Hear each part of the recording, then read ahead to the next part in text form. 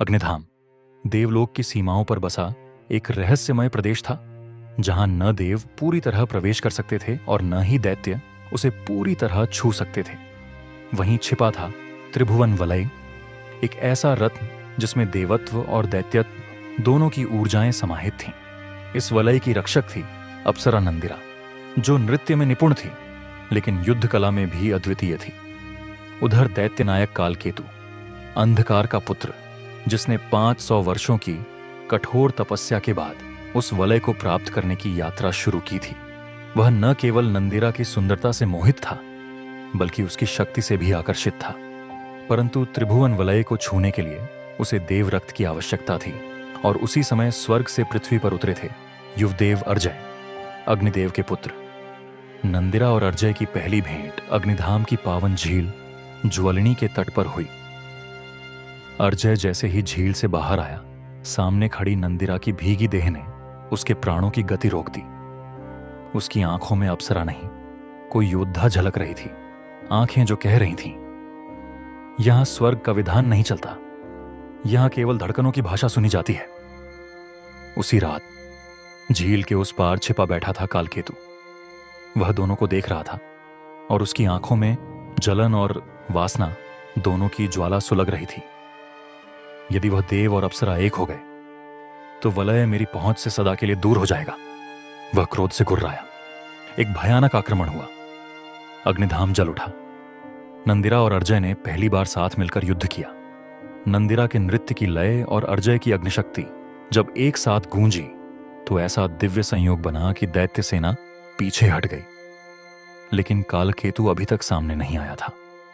वह प्रतीक्षा कर रहा था उस रात की जब अर्जय और नंदिरा एक हो जाए, और फिर जब पूर्णिमा का चंद्रमा आकाश में पूर्ण रूप से खिला, नंदिरा और अर्जय के बीच की ऊर्जा देवत्व और कामना के एक विचित्र संगम में ढलने लगी। उनके बीच न कोई नियम रहा, न भय, बस एक दूसरे की बाहों में पिघलती आत्माएं। और जैसे ही उनका मिलन पूर्ण हुआ, त्रिभुवन वलय चमकने लगा और उसी क्षण प्रकट हुआ कालकेतु। चंद्रमा की दूधिया रोशनी में अप्सरा नंदिरा और युवदेव अर्जय एक दूजे में समाये हुए थे। नंदिरा की सांसें अर्जय की छाती पर धीमे धीमे उठ गिर रही थीं और अर्जय की उंगलियां उसके बालों में उलझी हुई थीं। यह केवल देह का मिलन नहीं था, यह था ऊर्जाओं का समागम, एक ऐसा दिव्य संयोग जिसने त्रिभुवन वलय को जागृत कर दिया था। जैसे ही वलय ने नील प्रकाश फैलाया, धरा कांप उठी। ज्वलिनी झील का जल उफना और उसमें से उठी एक विशाल काली छाया, दैत्य नायक कालकेतु। तो यही है वह संयोग जो मुझे रोक सकता है। कालकेतु के शब्दों में वो विविश था। अर्जय तुरंत उठा। उसके हाथ में अग्नि अस्त्र प्रकट हो गया। नंदिरा भी उठी, लेकिन उस आलोक त्रिभुवन वलय की ऊर्जा के कारण उसकी शक्ति क्षीण हो रही थी। वलय ने उनके मिलन को जागृत तो किया था, पर उसी ऊर्जा ने कुछ क्षणों के लिए उनकी शक्ति को मंद कर दिया था। आज की रात केवल युद्ध की नहीं है, कालकेतु गर्जना करता हुआ बोला। यह रात है मेरे अधिकार की। और वह सीधा अर्जय पर टूट पड़ा। टक्कर प्रारंभ हुई। कालकेतु की तलवार अंधकार की गहराई से बनी थी, एक ऐसा शस्त्र जो तो जिसे छू ले उसकी चेतना हर ले।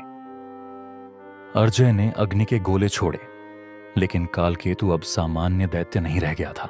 वह स्वयं को एक महानिशाचर में परिवर्तित कर चुका था, एक भयानक स्वरूप जिसे जीवन में केवल एक बार धारण किया जा सकता था।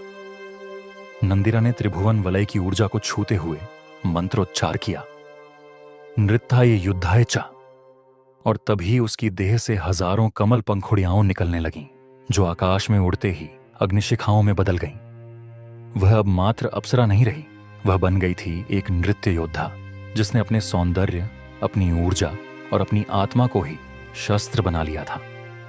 अर्जय और नंदिरा ने मिलकर कालकेतु पर भीषण प्रहार किया, पर तभी त्रिभुवन वलय एक बार फिर चमकने लगा और उसकी नीली ज्वाला फैलती चली गई। क्षण भर में ही वह तीनों को अपने भीतर खींच ले गया।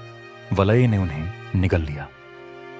तीनों अब एक ऐसे अज्ञात आयाम में पहुंच चुके थे जहां काल ठहर गया था, जहां देह धुंध सी हो चुकी थी और केवल आत्मा की शक्ति गूंज रही थी।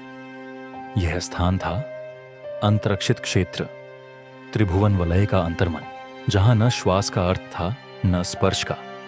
यहां केवल चेतना युद्ध करती थी। अब युद्ध शरीर से नहीं बल्कि आत्मा की गहराइयों से लड़ा जाना था, और निर्णायक शक्ति केवल एक थी, त्रिभुवन वलय। अब वही तय करेगा कौन जीवित लौटेगा और कौन शापित हो जाएगा काल के गर्भ में सदा के लिए। क्या वलय न्याय करेगा या सर्वनाश? जानिए अगले भाग में, त्रिभुवन वलय, आत्मा का न्याय। अगर ये कहानी दिल को छू गई हो तो लाइक जरूर करें, सब्सक्राइब करें ताकि अगली कड़ी आप मिस ना करें।